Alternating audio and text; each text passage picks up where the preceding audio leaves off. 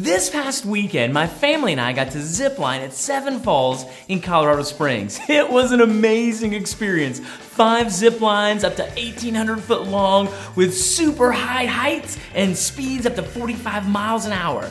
It was exhilarating. I've done zip lines on rope courses before, but nothing at these heights and nothing that fast. Fortunately, we had 2 guides, Thomas and Kelly. Thomas went first, Kelly last. Despite the scariness, having Thomas over there waiting for us made a huge difference, and it gave us a willingness which significantly diminished fear. Not only did he prove it was safe, he went over and set a brake line just in case we came in too fast. The brake out on that rope would slow us down before we crashed into the deck. It was quite useful.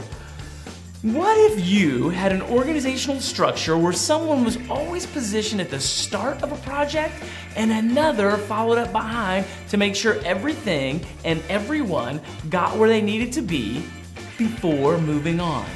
How amazing would that be? A start and finish guide. Welcome to another episode of Shaping Environments, where we stretch an idea, discovering new dimensions that expands our capacity. I know what you're thinking. We don't have the manpower, resources, or time to have that kind of oversight or involvement. I get it. Let me ask you a question. How many of you have said at the end of the day, I didn't get to any of my work today because I was helping someone else do their job, or something showed up unexpectedly, or someone dropped the ball and you had to scramble to make it right? I suspect, depending on your professional setting, that scenario has happened once or twice or 3 times or more. It's a common occurrence, yet we don't design our organizational relationships to facilitate it. Crafting an environment where shared work isn't an interruption, but a strategic advantage would relieve a lot of wasted emotional energy.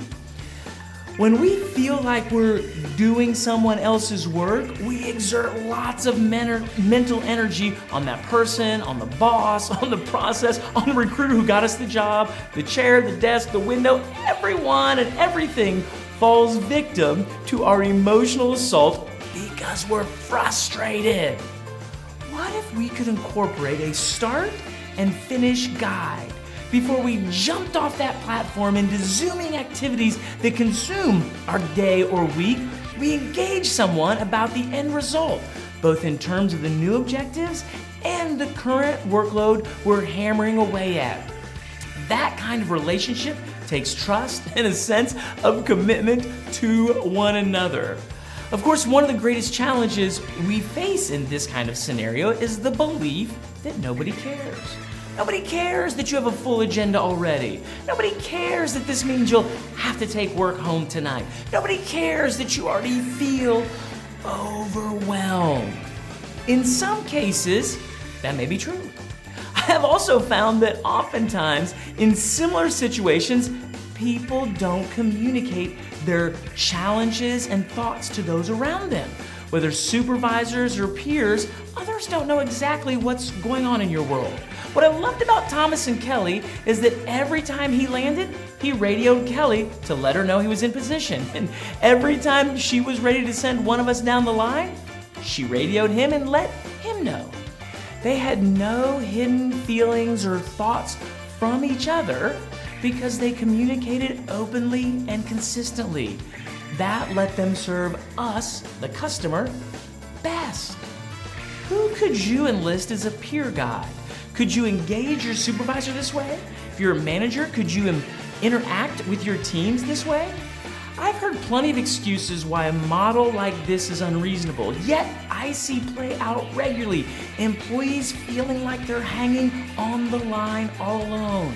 It consumes time, energy, goodwill, and productivity.